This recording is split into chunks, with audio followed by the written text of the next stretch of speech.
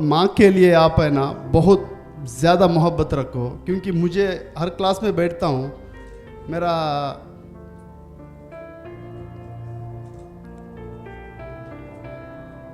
कब क्लास ख़त्म होता है बल्कि मैं इंतज़ार करता हूँ उनसे बात करने के लिए। छोटा स्ट्रोक हुआ है, इंशाल्लाह उनके लिए दुआ कीजिए। अब्बा तो गुज़र गए, उनको अल्लाह ताला जन्नत नसीब फरमाए। आमीन आमीन। बस माँ एक है, अगर वो चले गए तो कुछ भी नहीं है। इमोशंस देखिए माँ के लिए, जो आज गर्लफ्रेंड को हम जो ज़्यादा दे रहे हैं इम्पोर्टेंस, ये पैसा वैसा कमाने के बाद आज इनके पास दौलत है, पैसा है, कई कंट्रीज़ घूमे हैं, और माँ थोड़ी सी बीमार है तो ये कह रहे हैं कि मैं तकता रहता हूँ कि 5 कब बज जाते हैं तो फिर मैं माँ से फ़ोन पे बात करूँ। तो आप जब बड़े हो गए ना बेटा, तो तब आपको पेरेंट्स की जो है एक अहमियत पता चलेगी। जब रिलेटिव्स घर पे आया करते थे, मेरे वालिद साहब पूरे डिस्ट्रिक्ट में मशहूर थे एज एन एथलीट। आखिरी 10 साल जो उनके थे, तो जो भी रिलेटिव आते तो वो मिल के रोते थे, या कभी बैठ के अकेले ही रिश्तेदारों के बारे में डिस्कशन आता तो आंख में आंसू, और मुझे लगता था ये क्या दीवानापन है इनका, कोई बात में रिश्तेदार का नाम लेके आंसू कैसा आ जाता है।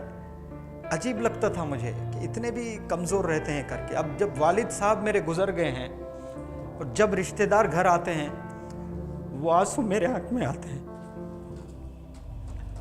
I miss my dad when, जब मैं रिश्तेदारों को देखता हूँ, वो जब रो रहे थे मुझे कदर नहीं थी, जब वो नहीं है और जब रिश्तेदार आते हैं तो मुझे पता चला कि वाक़ई वालिद साहब क्यों रोते थे। वो इसलिए रोते थे कि उनके वालिदैन को वो कितना चाहते थे, वो इसलिए उनको रोना आता था। आज जो मुझे आता है इसलिए वो वालिद साहब को भी आता था, क्योंकि वो अपने वालिदैन को बहुत मिस किया करते थे। और जब हॉस्पिटल मेरे वालिद जाया करते थे तो रोज़ाना चश्मा, जिसको मैं हंसाने के लिए रोज़ चश्मा कहता हूँ, साफ़ खुद करते थे, बहुत साफ़ रहते थे। शर्ट इन करके, शू पूरी पॉलिश होना है, टी शर्ट जीन्स एकदम वेल ड्रेस होके वो तैयार होकर जाते थे। अपना जो स्पेक्टिकल्स है वो साफ़ करके जाते थे, लेकिन जाते वक्त में वो अपनी माँ को देते थे और वो अपने पल्लू से चश्मे को जो है साफ़ करके दें, वो लाइसेंस है बाहर निकलने का, तो वो लगा के फिर बाहर जाना। एक दफ़ा जल्दी में गए तो वालिद साहब कह रहे थे कि बहुत बेचैनी हुई, पूरे 8 घंटा में जो ड्यूटी कर रहा था बहुत बेचैनी हुई, क्योंकि मैं आज मेरी माँ की दुआ लेकर नहीं निकला घर के बाहर।